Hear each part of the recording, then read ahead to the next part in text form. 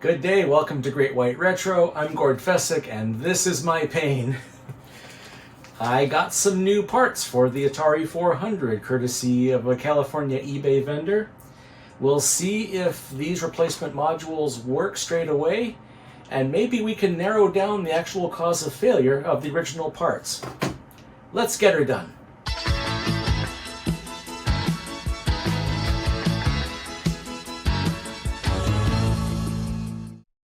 So these parts came from eBay user MyAtari. He runs a shop out of California. He repairs Atari systems as well as ships out parts.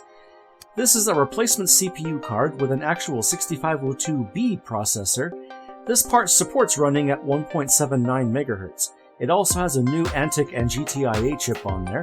He also sent along a replacement 16K RAM card. I didn't want to try any RAM modifications until I knew the original parts were working. But right now I'm having the same old problems I had with RF video on here.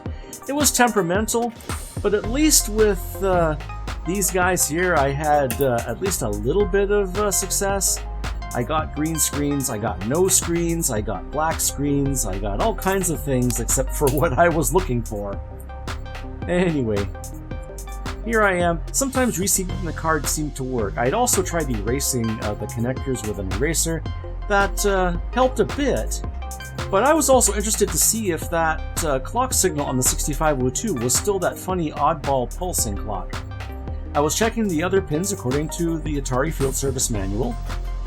Every clock signal was consistent, except for, once again, the clock pin on the 6502, where it just missed the occasional clock pulse.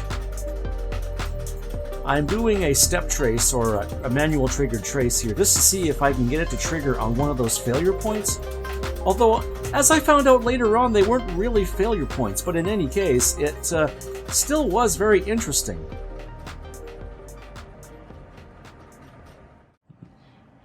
ATEMO PADMU. And even more interesting is it's upside down. If I got any success at all, it would be limited to that. Either it would do cropped off characters, or it would omit a bunch of characters, or it would go upside down, or something. Eventually, I would at least get this far on here, and I'm like, okay, I just don't have the skill set to troubleshoot this right now. Even a game cartridge will not work quite right after the first couple seconds. Sometimes it wouldn't work even with the game cartridge installed. It wouldn't even get that far. More removing, more reseating, and, well, I just gave up. Finally, I went back to my Atari, and I ordered a new main board as well. There it is. So now we've got a new main board, a new CPU board, a new RAM board, and the original power supply board that I recapped last episode. So with any luck, we'll get something out of here. Well, not bad. This thing cost me about $100, and the whole set of replacement parts cost me another $150. Oh well. I'm no Adrian Black, so maybe someday we'll get there, but in the meantime, I'm just happy to work with basic stuff. I did notice that even if I didn't get RF video, that the keyboard still actually worked. And every key, at least the ones that actually produced noise, would produce noise. So I'm like, do we actually have some life out of this thing? And on rare occasions, I would get the Atari computer memo pad on screen if the RF was cooperating with me. But seeing that the computer was at least responding to keystrokes, I decided to proceed with the next modification, which you'll see in just a bit. So from Console 5, I ordered the Ultimate Atari Video Kit, and an audio adapter and an external set of ports for audio, video, and also S-video. So I figured, you know what, we're at least getting some response out of the system now. If RF is the only thing not working, let's just bypass it already, like we're going to do anyways. There we go. So the UAV board replaces chip A11 in the socket, and I only need to run one extra line to the right side of capacitor C187.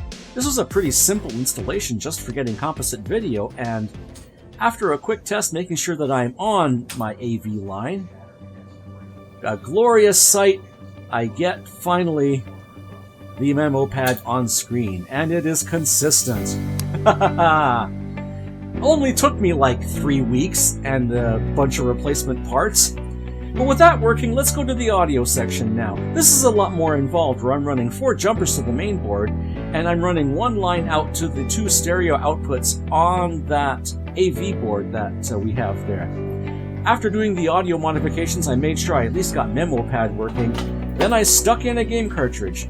When I got this computer, I also got a copy of Pac-Man. And well, it actually does seem to work. In addition to the computer itself and a tape drive, I also got 2 original Atari joysticks. Not bad at all there. And as you can hear, the audio is just working great on this 2008 vintage monitor, just like it did for the Apple. But with all that working, we can finally jump ahead and do the memory upgrade.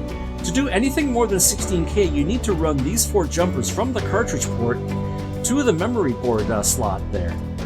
Instructions come with the 48K cartridge. They're the same instructions that Atari provided for the original RAM upgrade, but a modern RAM upgrade is much smaller and it does not require any case modifications to fit. The real challenge was going to be finding a home for that audio board there because it didn't have a proper mounting point. But hey, no other modifications are going to be needed to fit this memory expansion in here. Nice. I wish I had Retro Recipes audio mod that just soldered to the board. That might have been a little better. Anyway, with the memory expansion in place, I put in a basic cartridge and I do a quick check to see if it's seeing all of the RAM. And I'm like, I haven't programmed an Atari Basic before, I had to go and look this one up. But there we go, we got just under 38K free. Commodore 64, anyone? And just to make sure, I made sure that this game still worked.